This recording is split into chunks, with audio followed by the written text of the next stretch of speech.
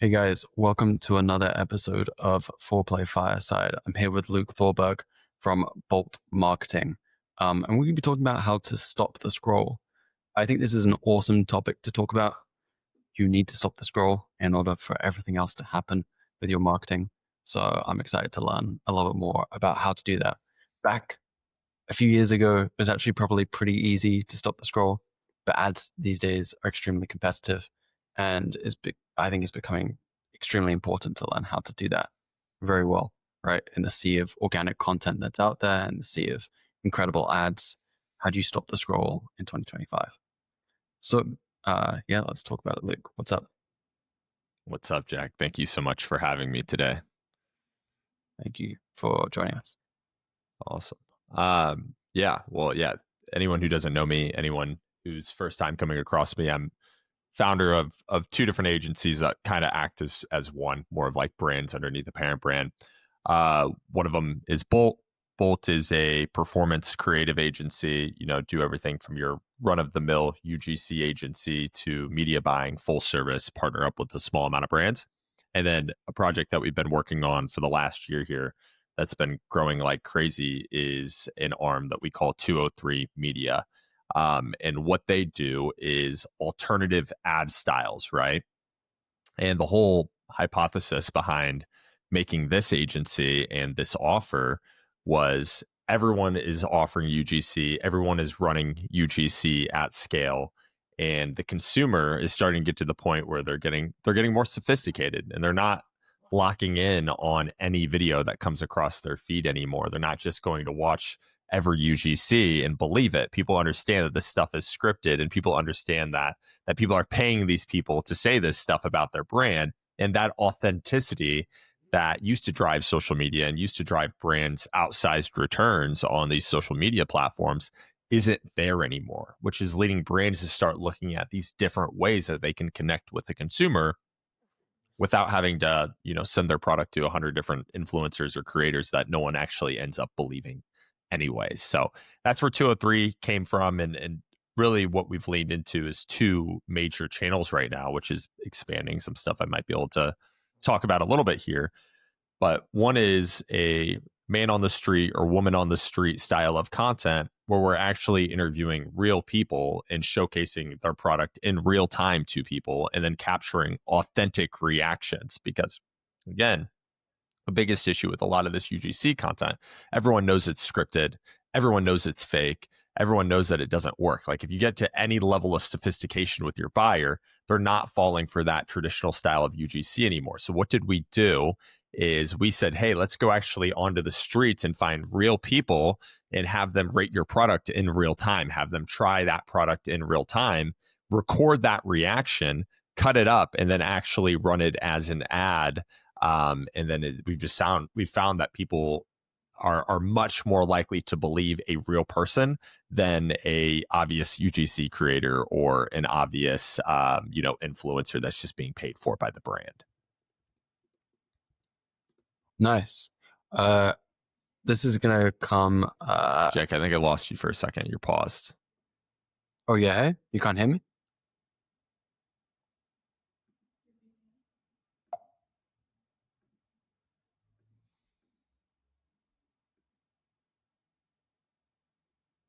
There we go. Yeah, I think I got you back. Yeah, I was connected to my VPN. I think that was slowing things down. Oh, okay.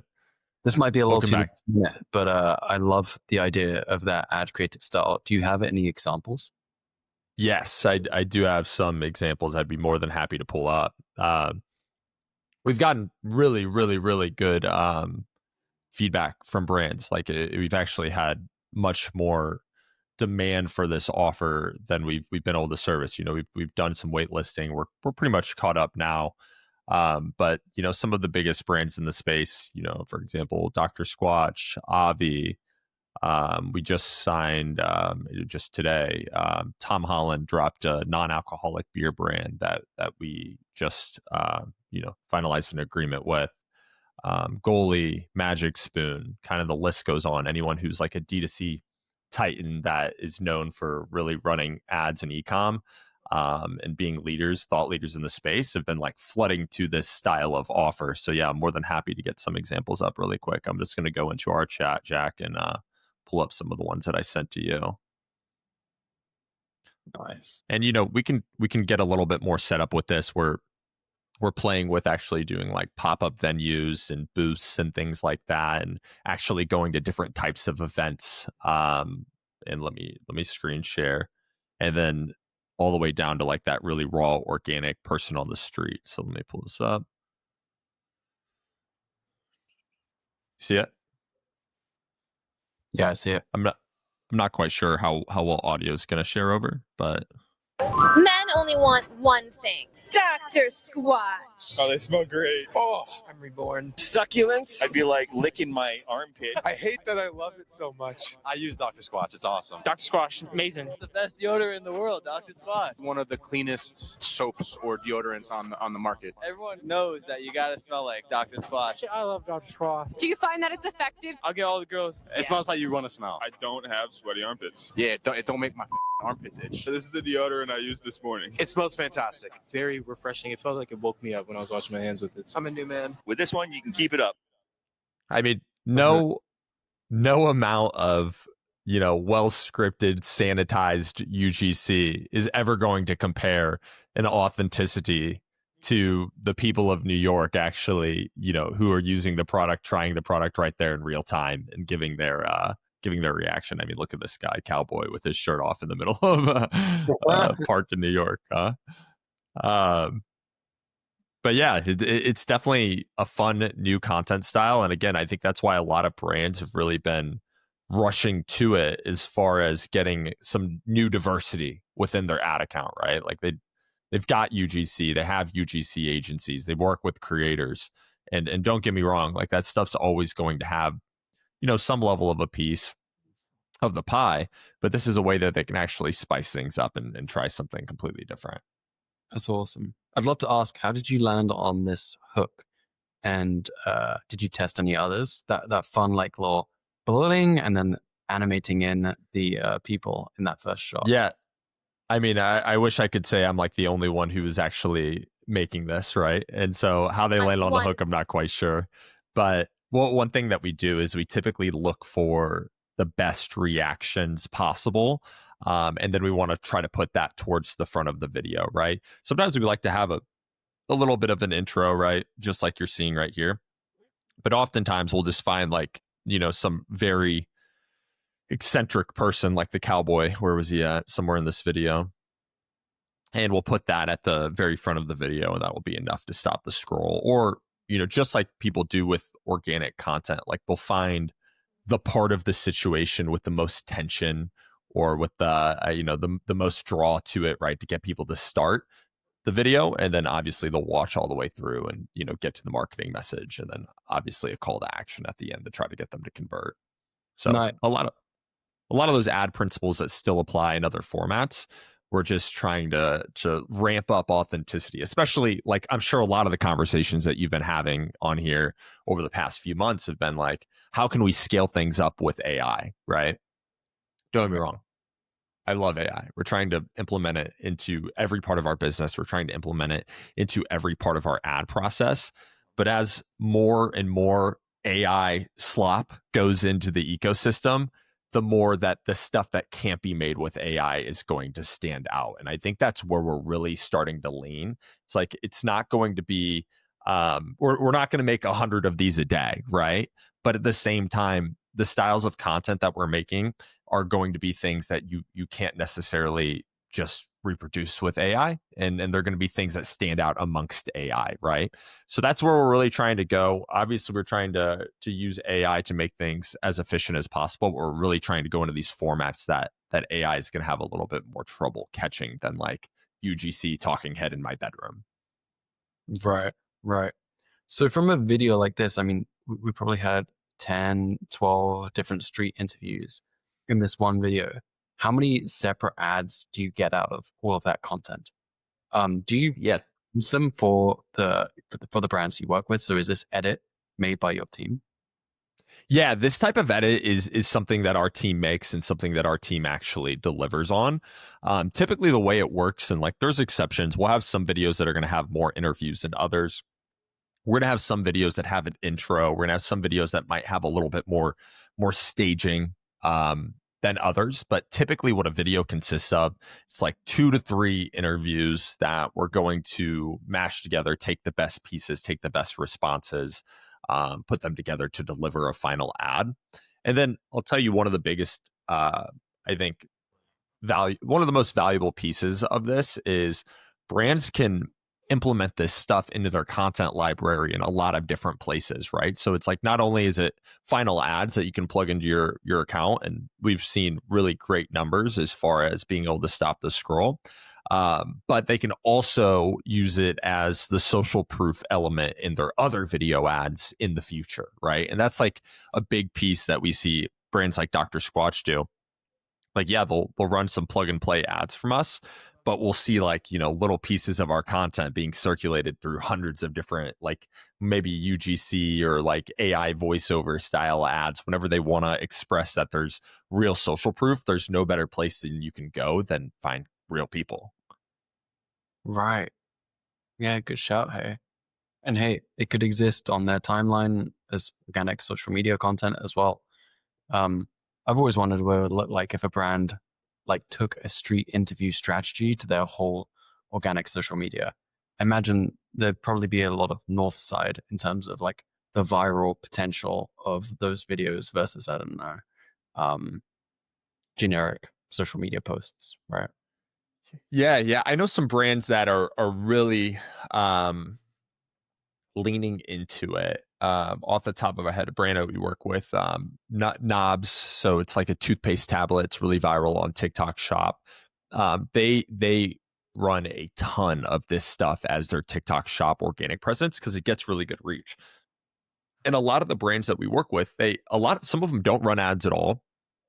Some of them run ads and they do organic, but we have a lot of brands that will hire us just strictly to use this as their organic content as well, right? So it does double both ways. Like one thing that we've seen about this style of content is, again, people land on it much more than they would a typical ad, right? The thumb stop is typically much higher, right? The retention is typically much higher as well. Now, where everything has a little bit of give and take, where it doesn't perform as well as some of these other UGC styles is like immediate conversion, right? So it's like the direct response is a little bit lower, but the top of funnel is much higher, right? So typically the brands that are going to be using this style of content are going to be brands that are plateaued and they need to get new people into their ecosystem, right? They're not able to just to keep hitting direct response over and over, the direct response button over and over again and continue to keep getting conversions. They're brands that need to like figure out, hey, new ways that we can get people into our ecosystem that may have never heard of us before to stick around and hear our initial message. So then we can direct response them a couple videos later. Right. I guess that's one of the limitations. I'd love to hear what you think about this. It's one of the limitations with Facebook's attribution and it being last click over a 7-day click window, right? Is that there's maybe a little bit too much value given to that last click and not enough to the first click to discovering new customers and new business, right? Unless they're the same, which is not the end of the world, right? It's quite a nice situation to be in. But what if, the stuff that's closing the sale is treated preferentially over the stuff that's opening the sale, that's actually finding new business, right? It's an age-old attribution question, right? Like you see the same thing with like statics.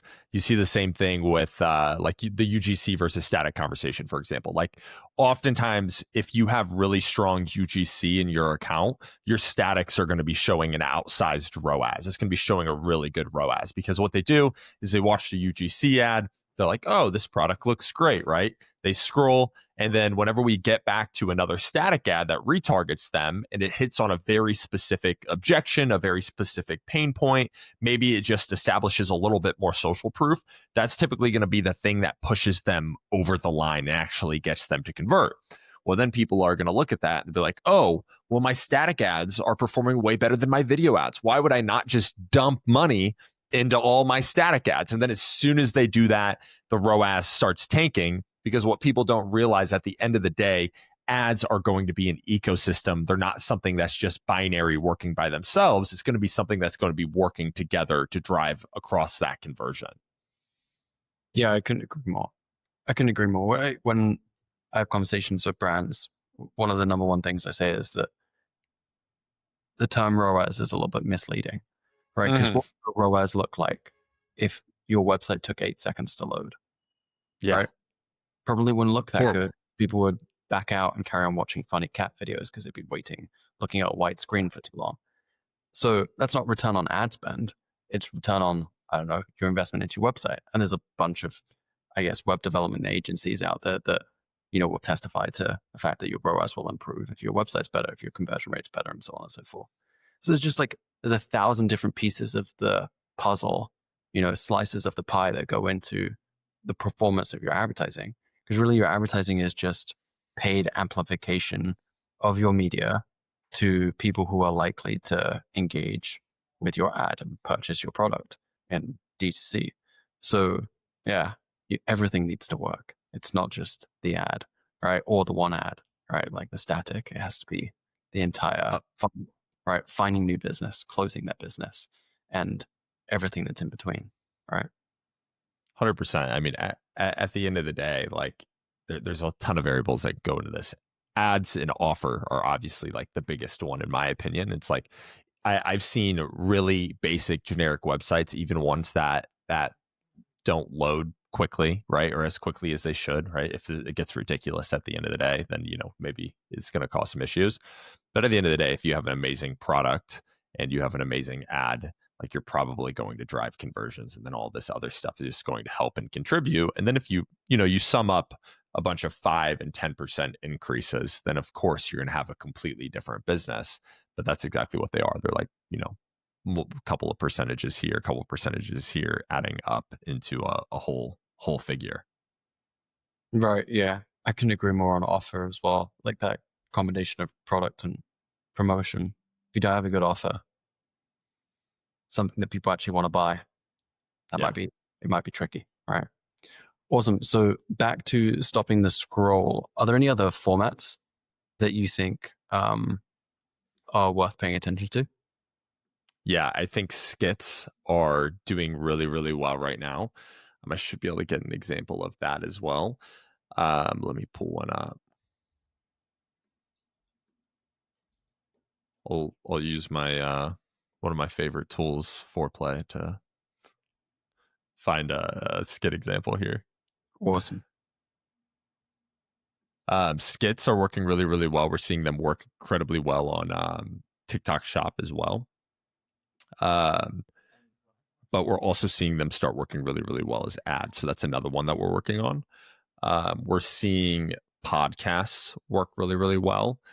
AI and Reel. I think Reel still has preferential treatment right now, but obviously like AI podcasts are starting to get really, really good.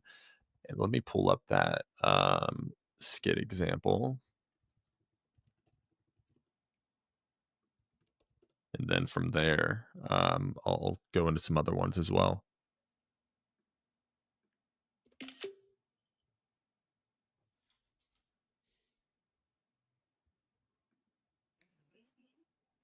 Here we go. All right. I like this lean to the more authentic content.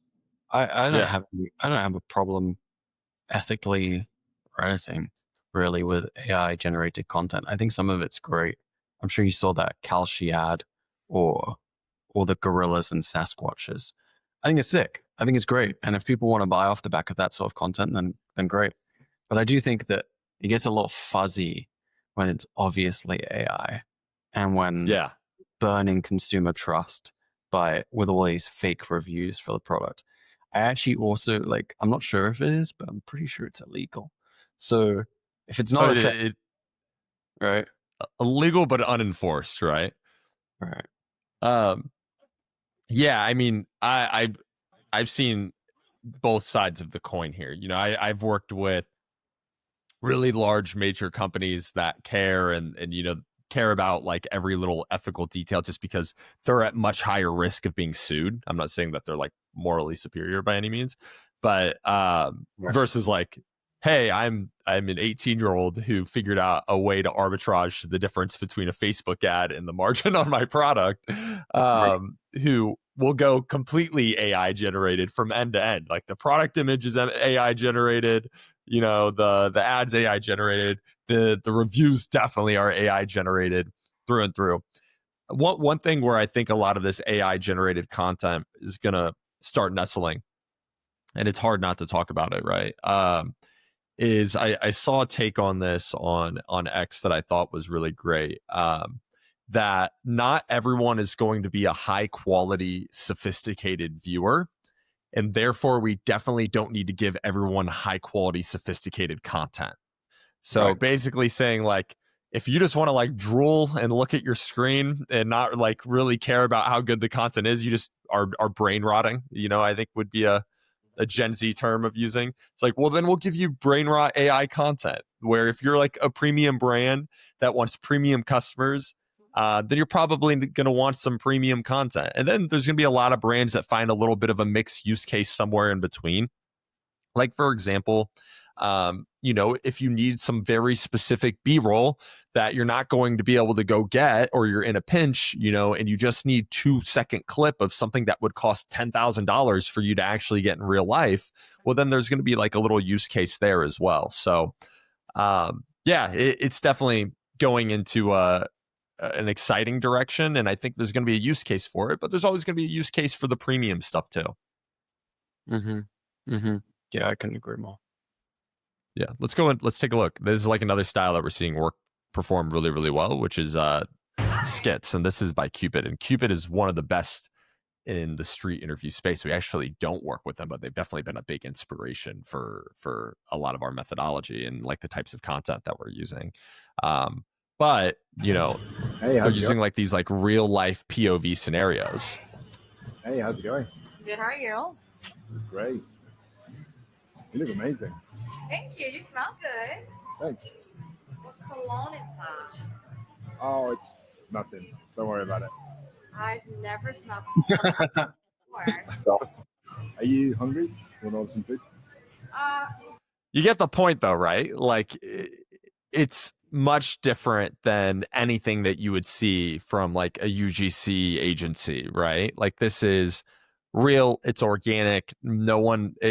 This is probably an actress, don't be wrong, but it's real enough, right? And it's a much different content style. And then where we're finding a lot more success is we use this type of content for what it's really, really good for, which is stopping the scroll, right? Like that's what I've been preaching here. It's like great for stopping the scroll, great for getting people in the funnel, great for getting a really good watch through rate, right? And a view through rate. And then boom, here comes the UGC content, right? Here comes that like UGC that you would expect in a regular UGC ad to come in and close the deal. So now we're tying back that organic top of funnel marketing, and then we're stringing it together with that UGC performance driven content to actually drive the conversion. And that is where this is going. That's where the magic's really happening right now. Hold up, that's insane. Can we play that ad again and see that transition? Yeah, of course. Hey, how's it going? Good, how are you? Great. This is crazy because Thank you, you it smell good. doesn't feel like an ad at all. What cologne is that? What do you say? I said this is crazy because it doesn't feel like an ad at all. Right? It doesn't, right? And that's why, like, if you look at our hook rate and you look at our hold rates, it's like incredibly better than a regular ad. Don't worry about it. I've never smelled something like that before. Are you hungry? You want to order some food? Sure, we can order, but if you smell like that the whole night, I might just know what I'm having for dessert. Oh my god, it smells so good. Babe, what is that? It's just a cologne. I love it. Stop. I love it. How much do you think? I'm gonna have to change my pants. Damn. I want to Definitely a little bit more sexually explicit brand, but suck it. I smelled the most amazing cologne I've ever smelled, so I texted my boyfriend, and he said it had to be the Cupid Hypnosis Cologne. Apparently, this cologne has pheromones that are irresistible to women. He couldn't believe I hadn't heard of it before. This cologne is the real deal, so I told him he'd better be getting a bottle. But I went over to cupidfragrances.com just in case and snagged him one. Now my man is smelling amazing. So It's good, hey? yeah, that's where you bake in that direct response principle. Like I'd say the goal of advertising, and especially in 2025, is to convince the person that they want to buy your product before they realize that they're watching an ad. And if you're able to do that, you're going to 100% have success. I think this has always been true, right? Like whether the Trojan horse was authentic content, whether the Trojan horse was comedy, like True Classic has done really, really well and had a ton of success with, whatever it may be, like we want the person actually watching it just like it was a piece of organic content that they're enjoying, and then realize that they actually were baited into a sales pitch, at the end, and then make it much easier to get them to convert. Before their logical brain turns on and starts functioning, we already want their subconscious brain to want to buy the product. Right. Yeah, this is a great piece of content. It's funny. It's like you said, they're a little bit more sexual. It's a little less suited and booted, a little less professional. But man, there's a lot that went into that ad from some very serious people to build something incredible, right? Yeah. And I can say, like, anyone who's watching that may want to make this style of content, it is a little bit logistically challenging, right? Like I've been doing the UGC process for 5 years at this point, and like if we've got it down pretty well, right? Like we understand it's like find the creator, vet them, send them the product, send them the brief. Is the better the brief is, the better the creator is, typically the better the content's going to come out, right? It's like you have people in the street, you have like a variable of like, even sometimes if you do everything right, the person just doesn't give you the reaction that they want, right? So you sometimes have to get a lot more takes, right? And then if you want to combine it with some performance UGC, you still have that whole UGC portion of the production process that you would with a typical piece of UGC. And then you're combining them together. We have one ad, probably won't be able to find it right now, but I know it's like it starts as a street interview, goes to a UGC, and then ends as a podcast. It's like got like 3 different layers to it. And like, again, it's I'd say a little bit more logistically challenging to make that ad. And it's a little bit more expensive in some cases than like a $30 whatever UGC creative that you might get on one of these websites. But at the end of the day, it's what actually converts and differentiates you from your competitors, right? We're getting in a closer to a red ocean in a lot of e-com now, right? Like there's a lot of people coming in. You have to deal with huge corporate brands all the way to literal 16 and 18-year-olds who just know how to use the internet and know how to use social media really well. Like it's easier than ever to start a Shopify store. It's easier than ever to create a product and get it from one of these many white label manufacturers, if not drop shippers. If you're going to compete and you're going to stand out, like really your offer and amazing ads are going to be the variable. So you're just not going to be able to do the same 20, 30-second UGC girl in her bedroom telling you how much she loves the product anymore. It just doesn't. Once upon a time, it got a 4x ROAS. I miss those days. I would love to go back personally, right? And just like run up an ad account with some basic UGC ads, but it's not that environment anymore. If you want to stand out, you got to be different. Right. The competitive landscape just changes, right? I remember back in the day when Facebook was a chronological feed, whatever was posted last was at the top of everyone's feed. And then they introduced, feed sorted by engagement. But back then, with my first brand, I just post all the time and I'd be at the top of everyone's feed. And then I made like Facebook groups and added a bunch of people who followed my competitors to those Facebook groups and then spammed those Facebook groups with a bunch of posts from different accounts. And that was a pretty fun little strategy, right, for a minute. And then, the new system of delivering content to users also on social media platforms came out. And your content actually had to be better. You entered Yeah. the competitive landscape of all the social media content that was being posted, right? Not just what was posted the most recently.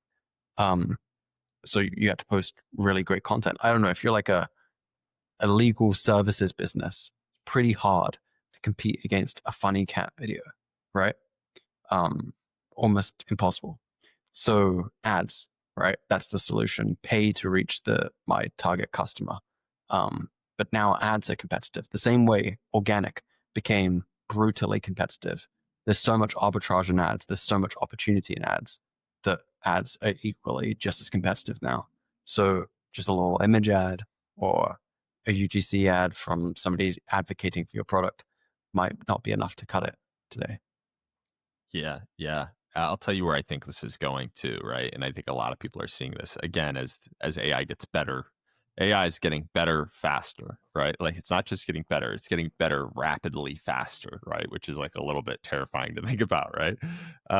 But I've heard a lot of, back and forth about where does this go, especially with social media content. Like social media content, the reason why, the theory behind it was like, and why everyone's starting to go towards it is that it's authentic and it's not, it's real life, right? That's why people are so glued to it, right? Like it simulates a life, whether they want to, it's a life they want to live or whatever, right? But as people start seeing all this AI content that they know is fake, some aren't going to care. They're just going to watch it anyways. Don't get me wrong, but I think definitely a lot will, especially anyone with any level of like agency. And they're gonna start looking for types of content that have a validated human source, right? And where that is probably going to go is towards like the direction of live streaming, right? And we're seeing this with like TikTok Shop and all these other kind of like social commerce applications kind of popping up or use cases popping up, right? TikTok Shop's the biggest one right now. Everyone's kind of hopping in on it. But where we think this is going to go is like there's going to be much more shift towards TikTok Shop streamers that are going to be like promoting their products in their streams. And that's where people are going to get like their real authentic taste, to choose what products that they want to buy. And so one thing that we're bringing in now, which is going to be really cool, while we're doing these street interviews and we're having people check out the product in real life, we're also going to be live streaming that to TikTok Shop at the same time, right? So like we've got the ad, and imagine this package, right? We've got the ad that you're going to be able to use after we cut it up, but you're also going to have the entire live stream at the same time. So it's kind of like just like YouTubers are doing right now, where it's like they shoot this long piece of content. So we do a live stream all day long. We have all these people try out your product. We have maybe booths set up, or we go to an event that's relevant to the product. And then we take all of that content and we chop it up and repurpose it into like real authentic content that you can make into ads or plug into your content ecosystem and use it as social proof, throughout as well. So that's a spot that we're really excited about. That's something that we're just testing out. Actually getting not only like a third party kind of camera on a tripod or like a streamer with a videographer, but also like a GoPro attached to the person, so it's like a real life POV of you interacting with the customer as they try out your product, which is going to be really cool. Dude, that is awesome. That is an offer as well, end to end, high quality. But like I don't even know if high quality is the right way to describe it. It's adapted, right? This is to what users prefer today, end-to-end content strategy, right? I'm not sure how you would describe it, what term you would give it, but this is your brand's content strategy, what you're going to be posting, how you're going to be online from start to finish. Yeah, it can be end to end for sure. I mean, what it really is, it's like it's very authentic, right? Like if you put everyone's seeing, we've seen different degrees of this. Like the more people put themselves out there, the more brands have put themselves out there. Those have been the brands that have really risen up really quickly, whether it be a personal brand or whether it be like a product-based brand, right? I think it's just going to continue going in that direction, and AI is going to help it more than like hurt it. You know, the more it's going to help authenticity shine versus hurt authenticity. So yeah, we're leaning into it, really using AI for back end processes, planning, you know, building briefs, feeding data back into what's working, right? I'm sure you guys are absolutely doing the same thing, right? We're feeding the data based on what's working back into models so it can give us better decisions in the future.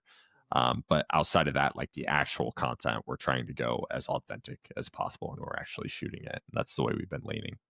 Yeah, I feel like I've been seeing growing negative sentiment around AI just because of how many AI products are out there that are overpromising and under-delivering. And in marketing, there's a lot of early adopters, right? People who are looking for arbitrage. I mean, that's kind of the whole marketing endeavor is pursuing arbitrage, right? That favorable gap between input and output. And so as soon as any AI tool comes out that has some promise, we're adopting it. We're trying it out, seeing if the bang is worth the buck, if the juice is worth the squeeze. So I'm seeing a lot of negative sentiment around AI. Like Icon, right, for example. Icon is notoriously made a pretty big problem for themselves, right? Guess who made their ad? We're on this. We were making we used a bunch of on the street content for that initial launch, right? And we made that on the street content, and then a friend of mine actually made like their really viral launch video, like the big one. It's like, but did you know that I was AI too? Like that one that everyone's seen.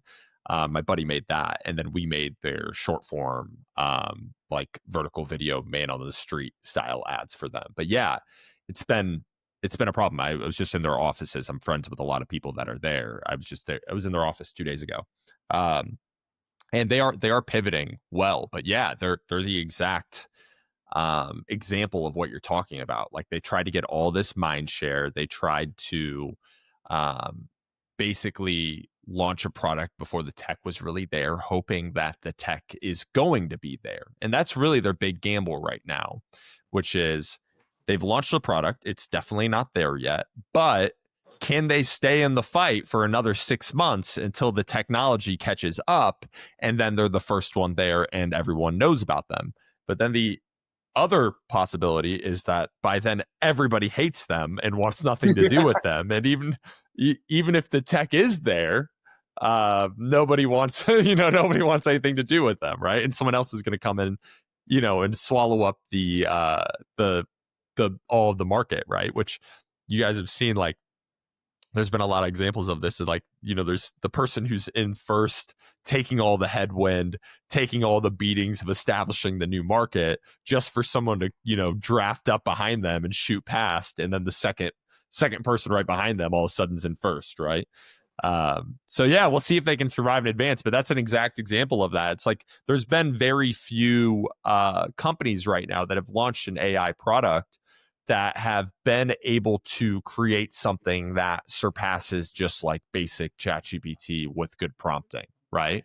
And that's something that I think is going to come, and there's going to be more people that are figuring out better ways to implement it because everyone's racing towards it. So someone's going to inevitably get there.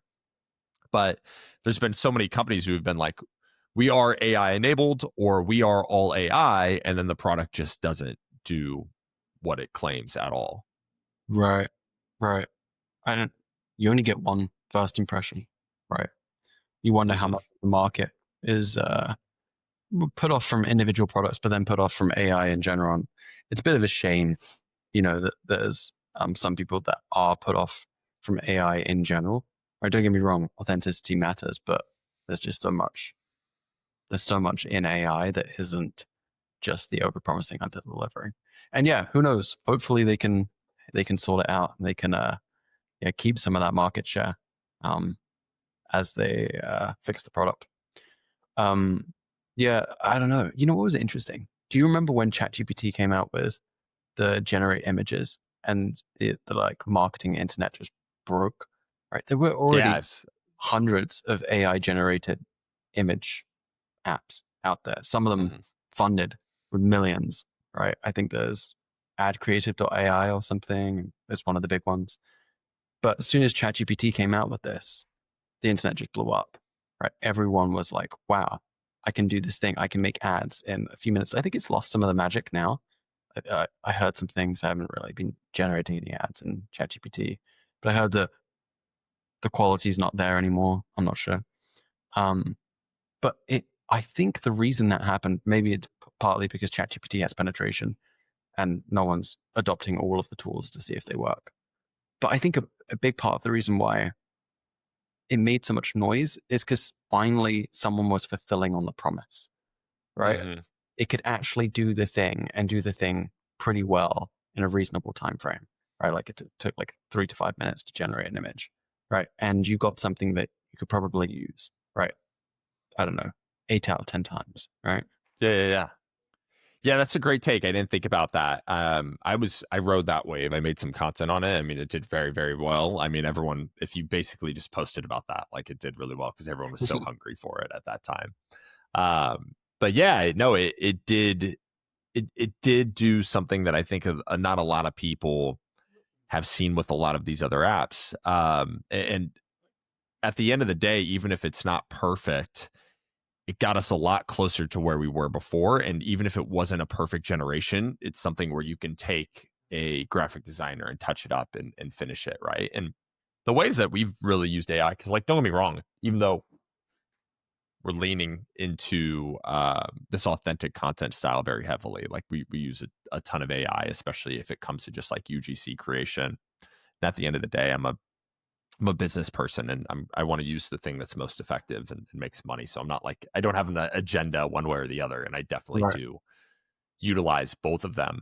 But, I think we may never find an out of the box solution where AI just makes you a winning ad. I just don't think that's ever really going to happen where like, all of a sudden you put a prompt in and all of a sudden you have like the beautiful, perfect winning ad that AI figured out and AI made. I don't know if that's ever really going to happen, but we are going to have all of these different little use cases that pop up. So for example, maybe you're not going to be able to just put a prompt in and get like a perfect features ad with every feature that you want with a beautiful visual and it's just perfect and polished.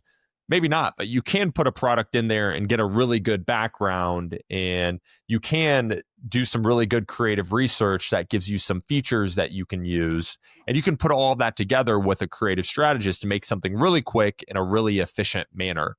But is AI ever going to be like sentient enough to where you can just say like, I have X brand, I want you to make me a winning ad? It's probably never just going to spit one right back at you. I just don't think that's going to happen. And when I've been talking with a lot of these guys at like these different AI ad startups, like Icon, for example, the issue with a AI and detecting a winning ad is you can say that like maybe ad A did really well and ad B did really well, and it can analyze all these different ads at scale.